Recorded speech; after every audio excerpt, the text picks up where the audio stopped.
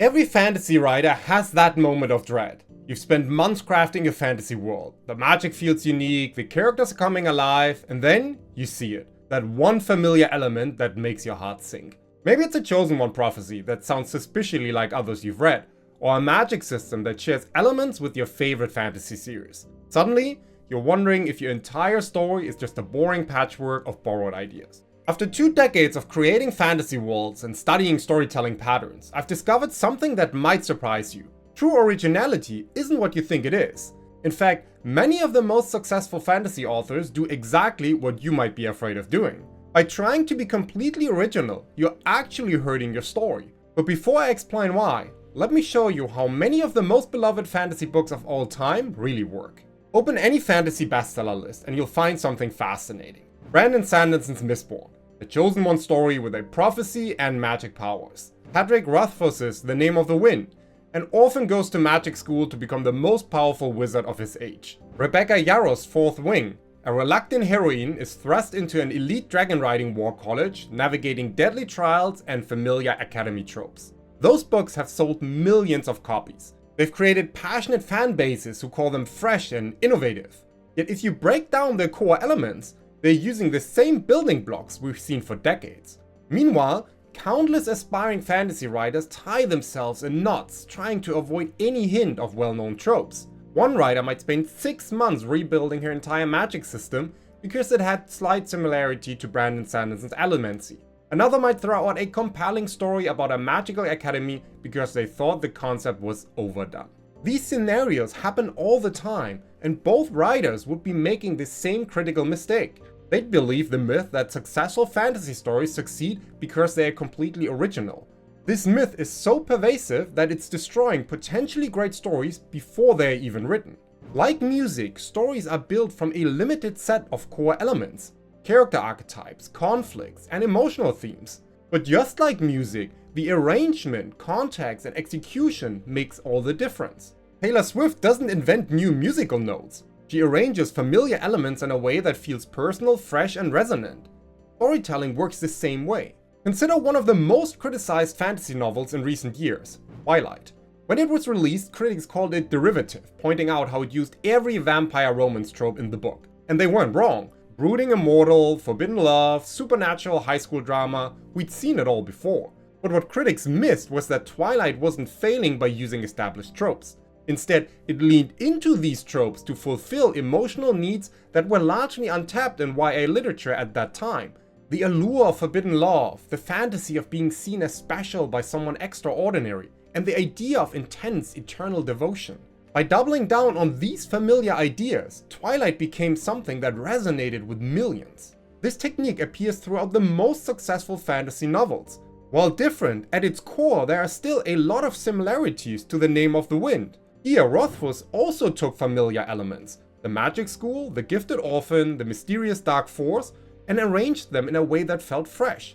Instead of a traditional magic school story, he created a struggling student fighting poverty as much as magic. This orphan isn't destined for greatness. He's unreliable, flawed, and possibly lying to us.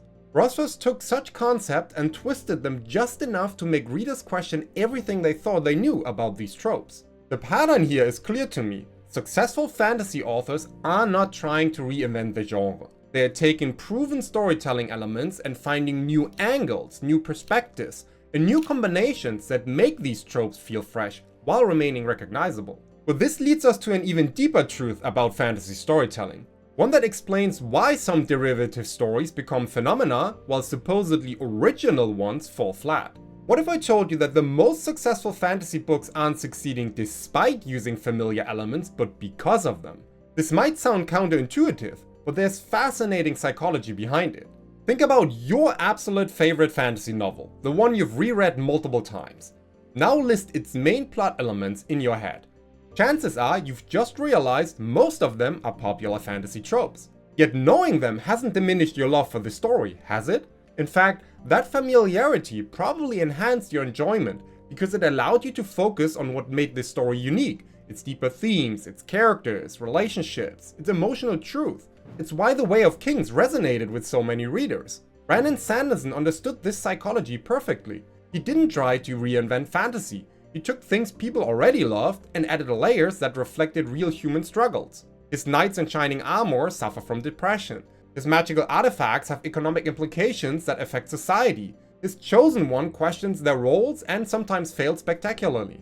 Every familiar element becomes a doorway to deeper understanding. This isn't just clever writing, it's a deep understanding of how readers connect with stories. They aren't looking for completely new experiences. They are looking for new perspectives on universal emotions like love, loss, hope, fear, and the search for belonging. It's why Harry Potter became the most successful fantasy series of all time. It's not just about a boy wizard. It's about the longing for family, the fear of loss, and the hope of being special. When you tap into those deeper emotional truths, even the most familiar tropes feel fresh. This pattern shows up everywhere once you know how to spot it.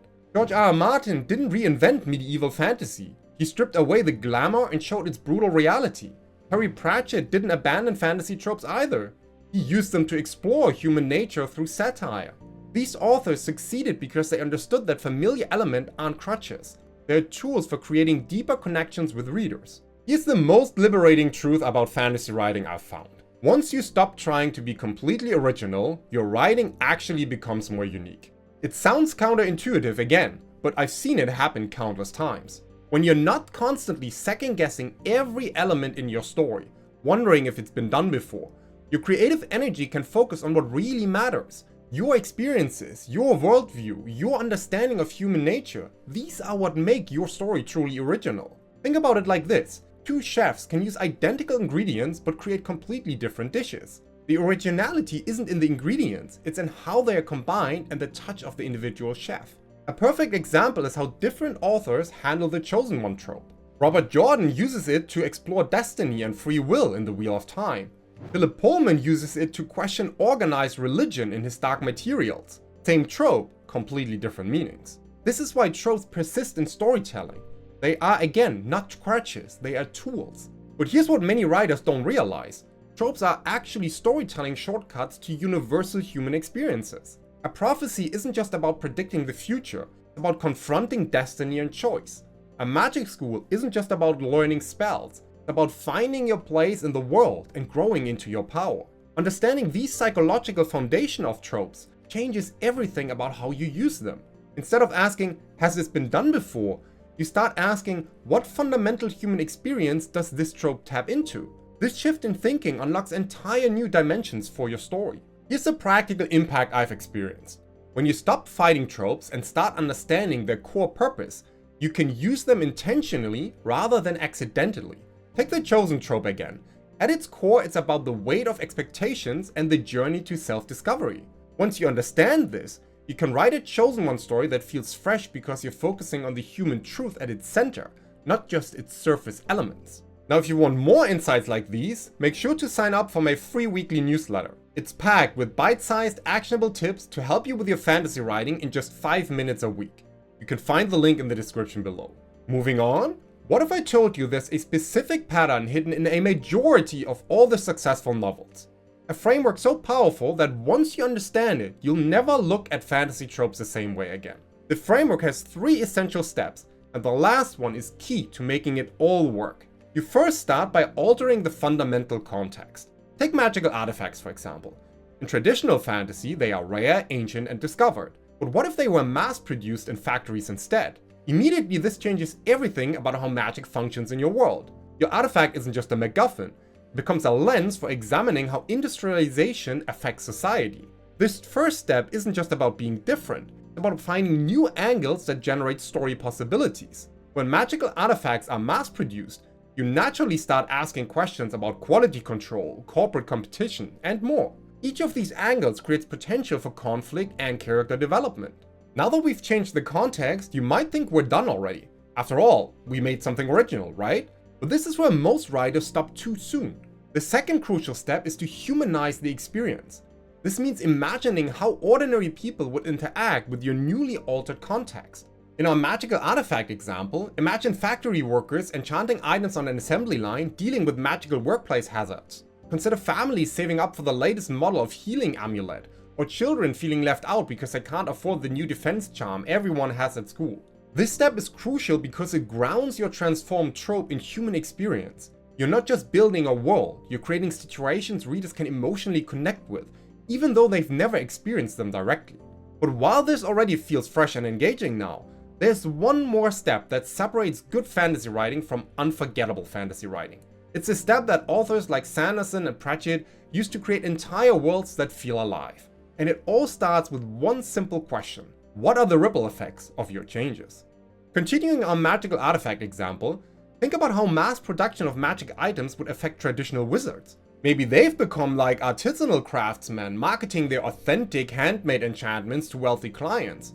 Perhaps magical universities have become corporate training centers. What happens to ancient magical knowledge when it's optimized for assembly lines? Each of these implications creates opportunities for conflict, character development, and deeper themes. You're not just changing a surface element anymore, you're creating an entire ecosystem of interconnected consequences. The power of this framework lies in how each step builds on the others, ensuring the results seen in so many celebrated fantasy novels. Your changed context creates new emotional situations, which reveal deeper systemic implications, which in turn affect how individuals feel and act in your world. Essentially, here's what I've discovered. The greatest fantasy stories aren't built on revolutionary new ideas.